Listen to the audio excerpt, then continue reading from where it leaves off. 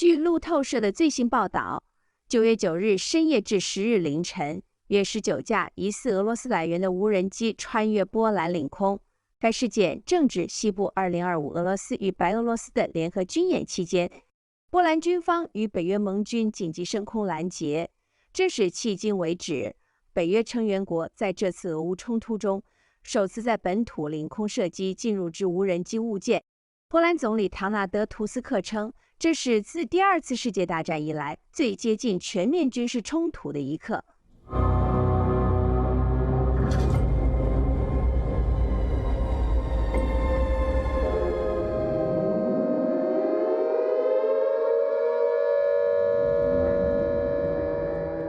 Radar lights up over Romanian airspace.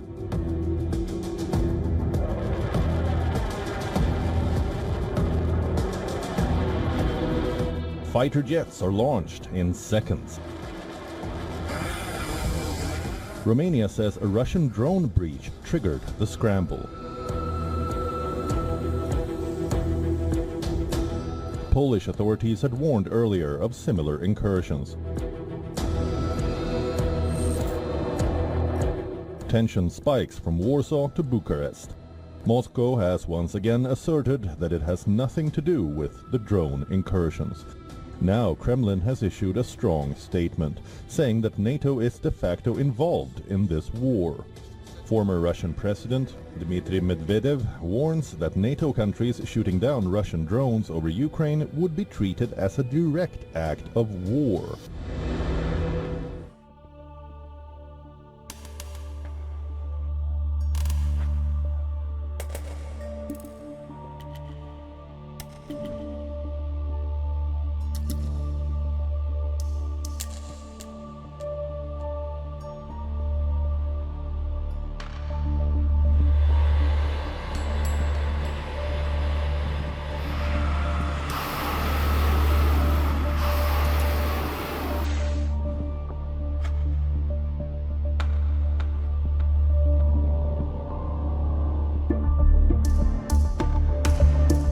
I don't think anybody's happy about it seeing happen. You saw NATO respond to it appropriately.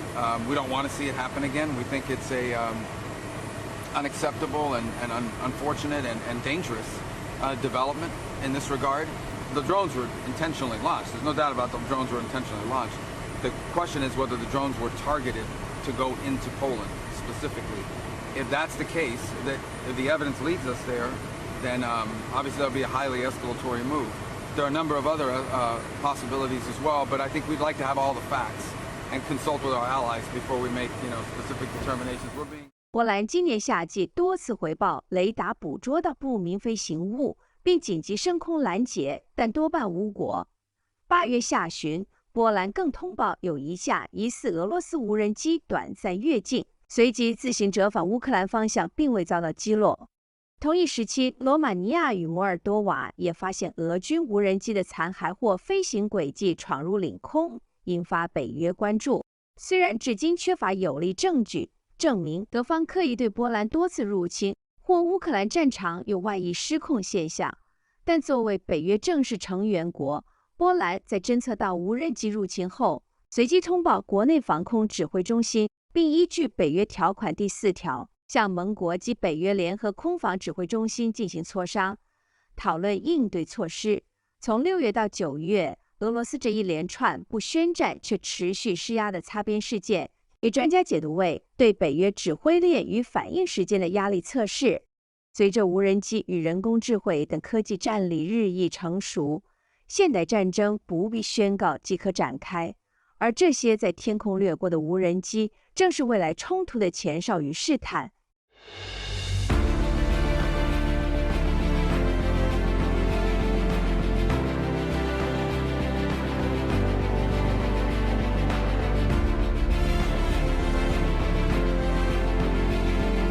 France will deploy 3 Rafale fighter jets to help Poland protect its airspace after this week's drone incursions into its airspace.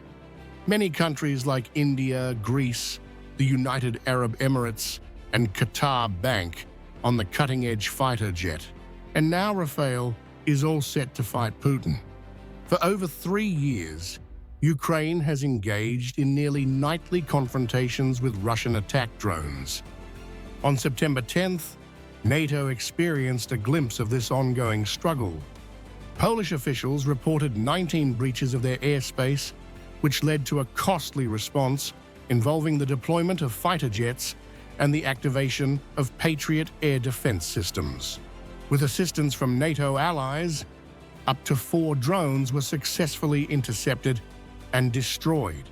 This incursion, spanning several hours, highlighted NATO's susceptibility to drone warfare.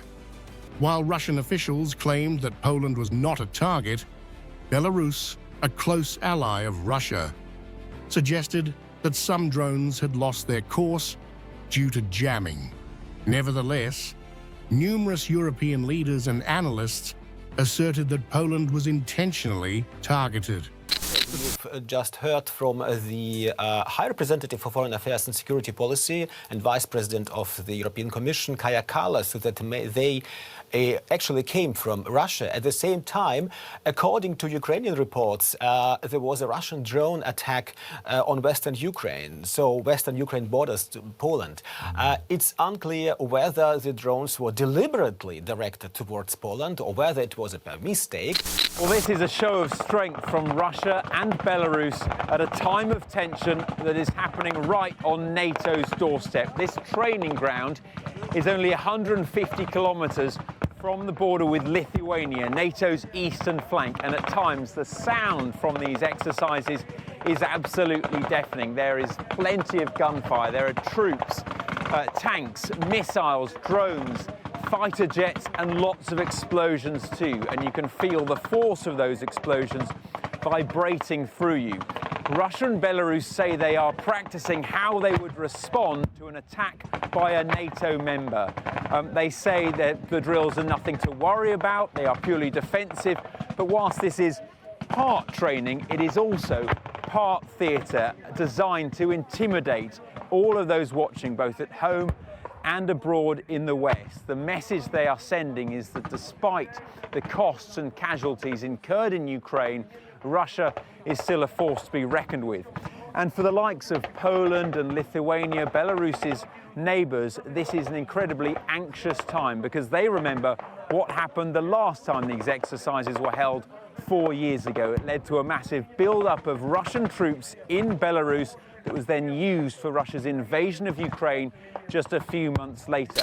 Of course, there have been other instances of missiles either overshooting, other things going into Polish airspace. And you'll remember in the very early stages of the wartime when a missile overshot its target and landed into Poland, it began to provoke a lot of questions about, does this trigger Article 5? People were really on edge about these sorts of things. And now we're trying to figure out sort of what does this mean, this further escalation in this conversation. We have not yet had a reaction from the White House. We're waiting what Donald Trump's commentary is. Remember, he just met with the Polish president, I believe it was just last week, and really was sort of touting very high ties with Poland and actually willing to commit more American troops within Poland in order to make it feel more secure. We've heard from Dick Durbin, one of the senators out from the United States, saying that this is a test of the resolve of NATO to protect its eastern flank. We heard from another representative, Joe Wilson, calling it an act of war. But I think that regardless, when we take a step back and we think about what this means for the potential future of any kind of conflict, is this Vladimir Putin deliberately testing, or is this Vladimir Putin feeling bolder and a little bit indifferent to these sorts of things and willing to sort of push up against that line? And that is going to be what the Western sort of allies have to assess and what their response is going to be to this latest incursion.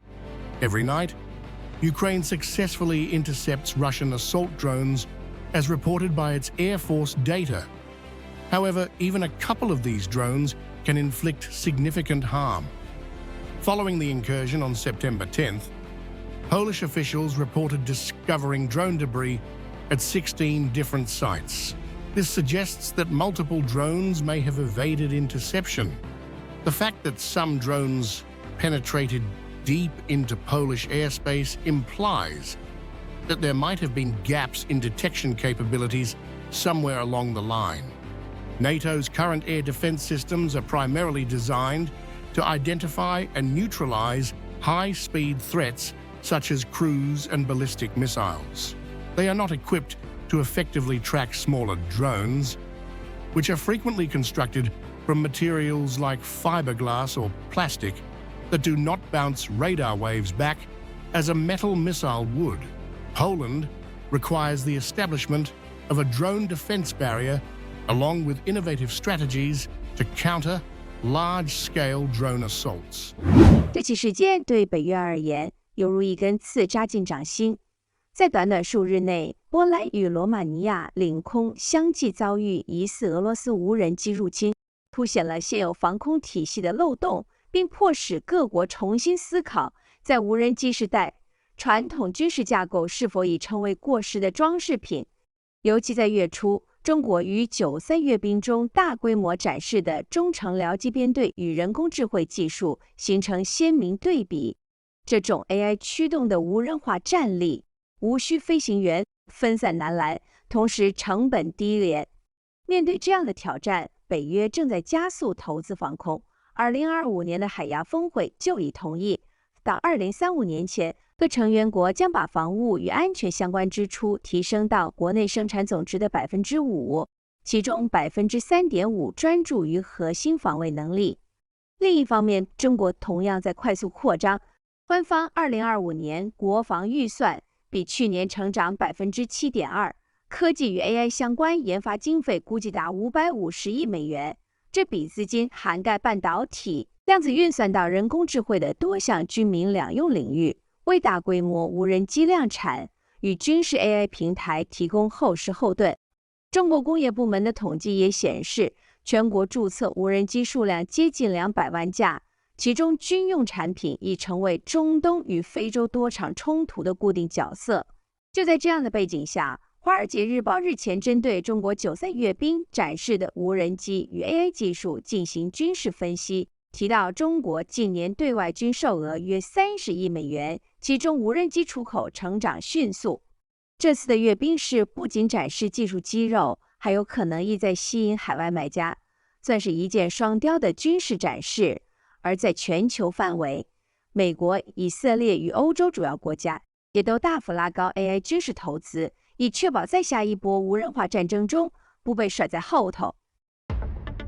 New weapons unveiled, like this intercontinental ballistic missile, over 100 aircraft, and more than 10,000 troops. The huge parade in the heart of Beijing marked President Xi Jinping's ambition to transform China from one of the world's biggest arms buyers into a maker of all the weapons it needs for itself, and an increasingly formidable exporter on target to hit $3.2 billion across dozens of countries. China's defense imports have been steadily dropping, reaching its lowest point in the period of 2020 and 2024. At the same time, Beijing has emerged among the world's top 5 arms sellers. But China's share of the global arms market has so far failed to expand much further. America exports more weapons than any other country.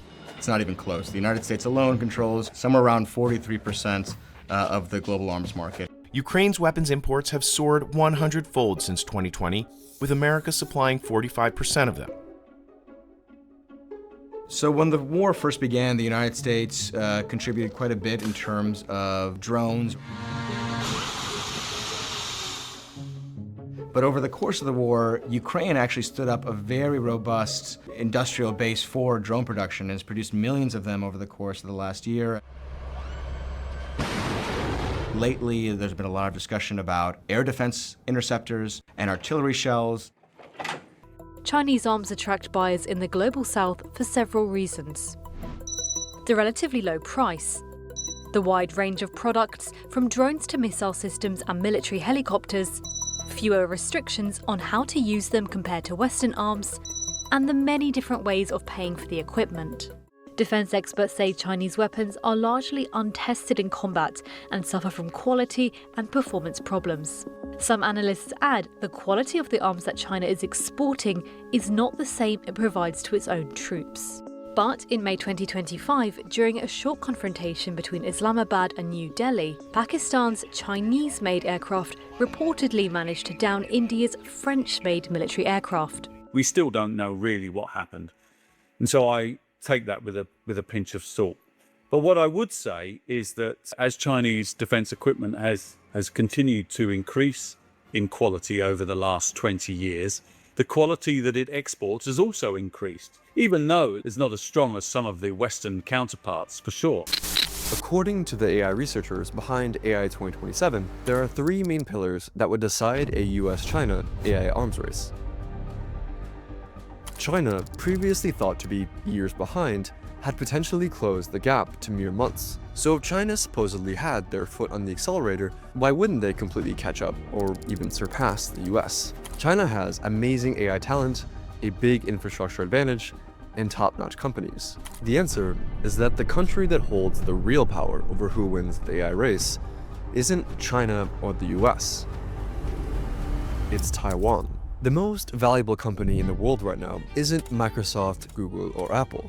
It's NVIDIA, because they are supplying the GPUs, or AI chips, fueling the entire AI race. According to the researchers, the whole AI race comes down to one thing: computing power, also known as compute. AI companies are spending as much as they possibly can on computing power, hundreds of billions of dollars, because the bottleneck to scaling increasingly smarter AI systems isn't money, it's cutting-edge chips. But here's the catch: NVIDIA doesn't actually manufacture those chips. That job falls to Taiwan Semiconductor Manufacturing Company, or TSMC.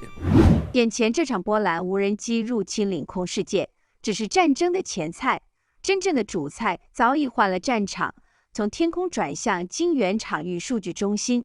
全球 AI 竞赛的核心关键就在算力。市场预估2024年 AI 晶片市场规模逼近700亿美元。到2030年，有分析认为将突破2000到3000亿美元。无人机群攻、自动化指挥系统等尖端战力，全都建立在这些晶片之上。这不仅是科技角力，更是一场全球经济的硬仗。研究显示，半导体供应链对全球 GDP 的贡献可达数个百分点。任何一个环节断裂，都可能引爆千亿甚至数兆美元的市场震荡。美国的晶片出口管制，中国对自主研发的巨额投资，欧洲与日本的补贴政策，全都在为这场经济安全战布局。结论再清楚不过，没有顶尖晶片，就没有 AI 战力。在第一声枪响之前，真正的前线早已展开。未来的战争将是晶片的战争，而各国晶圆厂与数据中心已经在无声交火中。